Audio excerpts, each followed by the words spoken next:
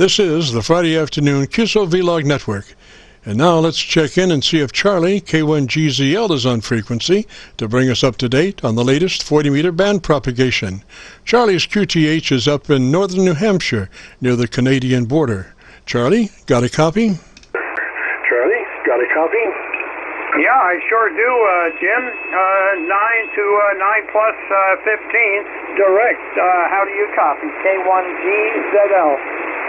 I'm copying you about 8 dB above the Rochester, New York SDR noise level. Roger. New York SDR noise level. Roger. Roger. And the propagation this morning was really good. Good on 40 meters. Right here on 40, down on 71.50. And I have a short recording of Ian in Australia there, and of course they are considerably concerned about this corona virus, COVID-19, as of course everybody is. But just a little bit. I'm still holding the mic. By this time next week, I might be able to go direct again like I had in the past. Some of the problems have been resolved, but I'm still holding the microphone up to the cassette. I'll see if I've got it. Wait a minute.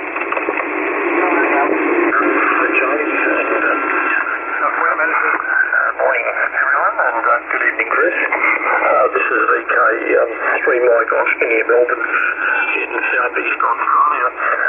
Everyone's coming through. Very readable. And Charlie, you're up to 1:30 over 9. And like from Pittsburgh, copy. Okay, that was he, and I don't know if that came through very well, but everything is fine here.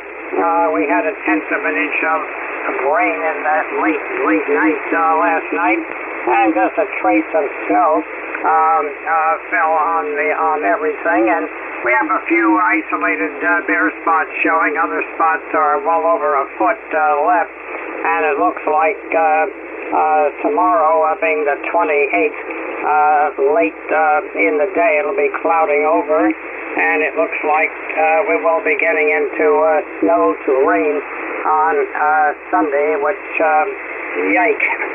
Anyway, Jim, back over to you, and how's everything down there in southern Indiana near Louisville? And let's hope that they find a good vaccine for the KC9VKV, KC9VKV, K1GZL. Roger, Charlie. Well, you may have just bumped your VFO just a tad. Check your frequency there. I think you might have bumped it there. I checked my local antenna, and it sounded also a little high. So there you go. But the transmission came in pretty good by way of holding the mic over the cassette machine. Roger. Over the cassette machine. Roger. Yeah, okay, I found I was down. I don't know what happened. I hit it, but right now I'm on 71, 88.0 imminent. Yes, sir. FY.I and Charlie from Florida. Very good copy also. Yeah, it's had a good day. Got our new dog today. Okay, his daughter got a new dog, and she's on quarantine, and that's Rachel. She just finished studies, 2-year studies at Duquesne University in Pittsburgh, and just flew in a little over a week ago from Australia. And so far she is feeling fine. She has not shown any symptoms of that condition. So they're very interested to find out in this country if that condition is going to occur below the equator during the winter season, which is now starting up down below the equator. And if that really explodes down there, that is a great concern up here above the equator. So, as we go into our summer months. But anyway, Jim, you sound great in here, and I'm sorry I bumped the VFO. KC9VKV, K1GZL. Roger, Roger. Yeah, well, see, that's, always the VFO is the biggest knob, and so it's the one most prone. If one's going to get bumped, it probably will be the VFO.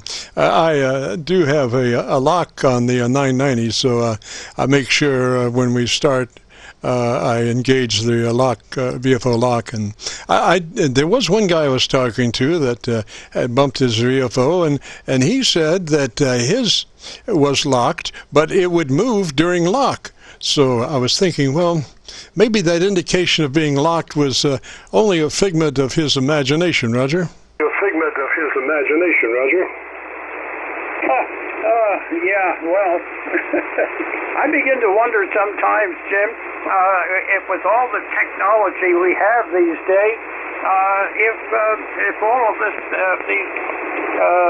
these inventions of ours, so to speak, are becoming wise. In other words, they're beginning to develop intelligence, and the computers will take over, and we'll be gone. Go ahead. Roger. Well, that could be there. It could be. Sometimes, intelligence gets maybe a little too intelligent. And we have an Orson Welles War of the Worlds kind of thing going on. I wanted to ask you, Charlie, about your Australian contacts. Are they having real hard times with it down there? Hard times with it down there? They're having a moderate time with it so far. It's not like it is up here. It is not like it is up here, but it bears watching. It bears watching. And I'm going to try to get much more information on it. And by this time next week, I can give you a pretty good update if you don't get it actually from the media itself. Go ahead.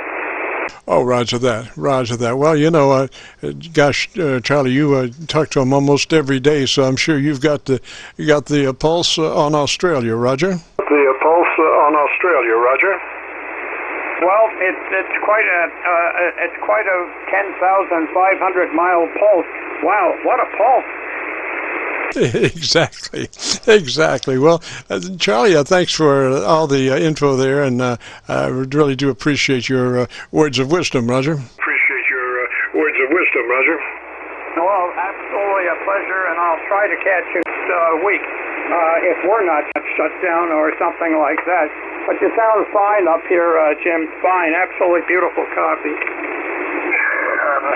Study a new dog today. They just knob, It's the one most prone. If one's going to get bumped, it probably will be the VFO. Okay, Jim, 73. Cheers, and have some good contact.